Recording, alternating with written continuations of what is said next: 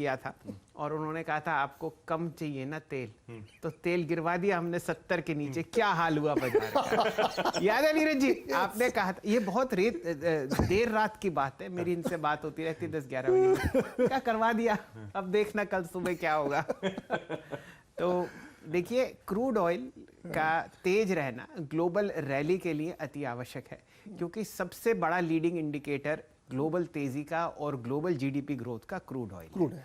अगर crude oil आपको लाल निशान में दिख रहा है तो समझिए इक्विटी बाजार उसको फॉलो करता हुआ दिखेगा। तो क्रूड 200 डीएमए के ऊपर है, डॉलर इंडेक्स नीचे जा रहा है, ताबड़तोड़ तेजी। आप नैस्डैक, डाउ, जो रसल 2000 इंडेक्स है अमेरिका का, स्मॉल कैप इंडेक्स, वो भी 200 के ऊपर आ गया है।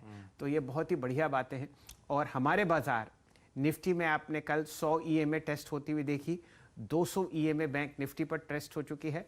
और आज के सत्र में बैंक्स, मेटल्स, आपने वेदांत और हिंदुस्तान जिंक को अपनी टीम में शामिल किया है, नीरज जी ने जिंदल स्टील एंड पावर और स्टील अथॉरिटी को अपनी तरफ जोड़ा है। तो यहाँ पर इतनी जो पिटाई हुई थी वो आपको अब तेज़ी में तब्दील होती हुई दिखेगी। और एक और इंटरेस्टिंग आंकड़ा मैं आपको देना चाहता हूँ कि जो रिस्क ऑन ट्रेड है, आप देखिए भारतीय बाजार अमरीकी बाजारों से ज़्यादा पिटे थे, तो जो ज़्यादा गिरता है वो उतने ही रिबाउंड में आपको बढ़ता हुआ दिखता है। डाउ 4 दिन का 200 डीएमए टेस्ट कर चुका है और 4 दिन से लगातार ऊपर है। अब देखते हैं कि आपको भारतीय बाजारों में किस तरीके से तेज़ी आती हुई दिख रही है। आपने जिक्र किया था टेगा इंडस्ट्रीज़ के ओवर सब्सक्रिप्शन का, आज श्रीराम प्रॉपर्टीज़ खुलता हुआ दिख रहा है और आरबीआई गवर्नर साहब से उम्मीद है कि दरों में कोई बदलाव नहीं होगा। नीरज जी कल बड़ी अच्छी बात कह रहे थे कि आपको शायद जीडीपी के आगे आने वाले आंकड़ों में एक गाइडेंस में बदलाव दिखे। डबल डिजिट ग्रोथ की अब चर्चा वापस आती हुई दिख रही है। और आप देखिए जीएसटी के जो आंकड़े हैं अक्टूबर और नवंबर के महीने के, वो दिल को बहुत तसल्ली देते हैं। तो पटरी पर वापस आती हुई इकोनॉमी और पटरी पर वापस आता हुआ बाजार, तो ये कुछ ऐसे आंकड़े हैं जहां पर आपको ध्यान रखना। बढ़िया। तो 2 दिनों की तगड़ी पिटाई के बाद कल बढ़िया एक तेजी का सेशन बना और ग्लोबली वो पुल बैक जो है, वो रिस्क ऑन ट्रेड्स की सुबह से चर्चा हो रही है। वो रिस्क ऑन ट्रेड्स वापस टेबल पे आते हुए और उसमें रह रहे कि वो ओमाइक्रॉन का जो डर कम हो रहा है उससे सेंटिमेंट्स बूस्ट होते हुए, वो जैसे शेल्सन ने कहा, एंथनी फॉची, डॉक्टर एंथनी फॉची साहब की जो स्टेटमेंट्स की, सर्टेनली डेल्टा से कम दिक्कत वाला ये ओमाइक्रॉन वायरस लग रहा है। तो ये सब स्टेटमेंट्स थे जिसके चलते वो धीरे धीरे रिस्क ऑन ट्रेड्स वापस टेबल पे आ रहे हैं। तो सेटअप बढ़िया है। शेल्सन ने आज की कमेंट्री भी आपको सुना दी। बस एक दिक्कत की बात है शेल्सर, कल जिस तरह का पुल बैक आया, 1.5% निफ्टी बैंक 2.5% का अपटेक, फिर बेच गए। नेट इंस्टीट्यूशनल खरीदारी का आंकड़ा नहीं नजर आया आपको। तो कल के ट्रेडिंग सेशन में पूरी तरह से वो मंदी के सौदे कटना, वो शॉर्ट कवरिंग रिलेटेड मूव था। अब इंपॉर्टेंट हमारे लिए ये जानना होगा आज की ट्रेडिंग सेशन में कि अगर ये अप मूव टिकते हैं तो कितना दरअसल लोग एक्चुअल अब यहां पे खरीदारी की शुरुआत करते हैं, डिलीवरी कितनी उठाते हैं। तो कल तो कवरिंग का मूव मिल गया हमको। बिल्कुल। और एक इंटरेस्टिंग बात आशीष जी, कल के ट्रेड मैंने ये देखी कि आपको बहुत ही मामूली सी मुनाफा वसूली दिखी थी। हम T-1 पे एक्चुअली बैठे हुए हैं आज। हाँ। कल वीकली एक्सपायरी आपके साथ है, बाजार लाइट है और जहां शॉर्ट्स थे वो आपको देखिए कवर होते हुए दिखेंगे। हाँ। पहले 17,050 एक निफ्टी का लेवल था जिसके ऊपर शॉर्ट्स कवर हुए, अब 17,300 और 17,400।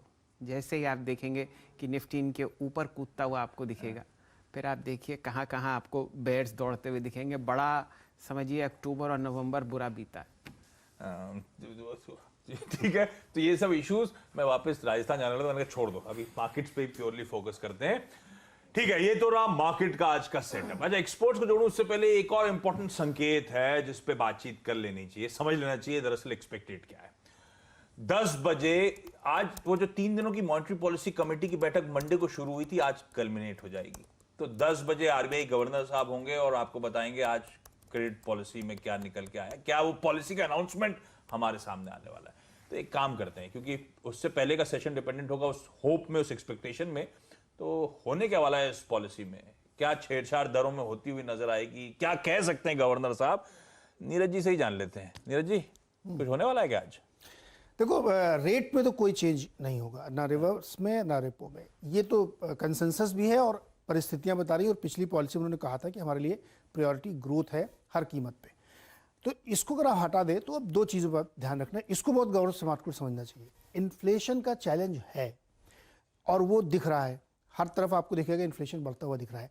तो ये पॉसिबल है कि आरबीआई अपने इन्फ्लेशन के टारगेट्स बढ़ाए, क्योंकि विंटर सीजन के पीक में भी अगर फूड आइटम्स के इन्फ्लेशन नीचे नहीं आ रहा है तो आपको अपना गाइडेंस रिवाइज करना पड़ेगा।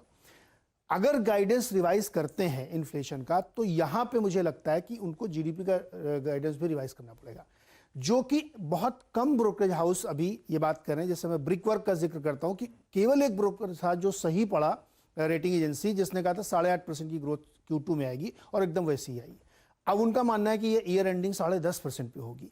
तो अगर इन्फ्लेशन का टारगेट रिवाइज हो रहा है, इतना ऊपर दिख रहा है, तो मुझे ऐसा लगता है कि ग्रोथ का टारगेट भी शायद आपको रिवाइज होता हुआ दिखेगा। ये एक ट्रिकी सिचुएशन है, देखते हैं कमेंट्री में क्या होता है।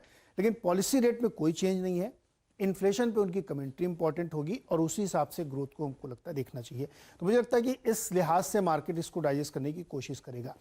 क्रेडिट ग्रोथ की चिंता बहुत लोग करते हैं कि कंजम्पशन वाला क्रेडिट तो बहुत बढ़ रहा है, फूड क्रेडिट 43% की ग्रोथ से बढ़ रहा है हर फोर्टनाइट में, लेकिन जो इंडस्ट्रियल क्रेडिट वो नहीं बढ़ रहा। उनको ये समझना चाहिए कि इस बार कॉरपोरेट्स के पास फंड जुटाने के लिए primary market, bond market, FPOs हैं, तो बैंक से कर्जा क्यों लेंगे, इसलिए वो क्रेडिट ग्रोथ का नंबर आपको 1.5%, 1.92% पे दिख रहा है।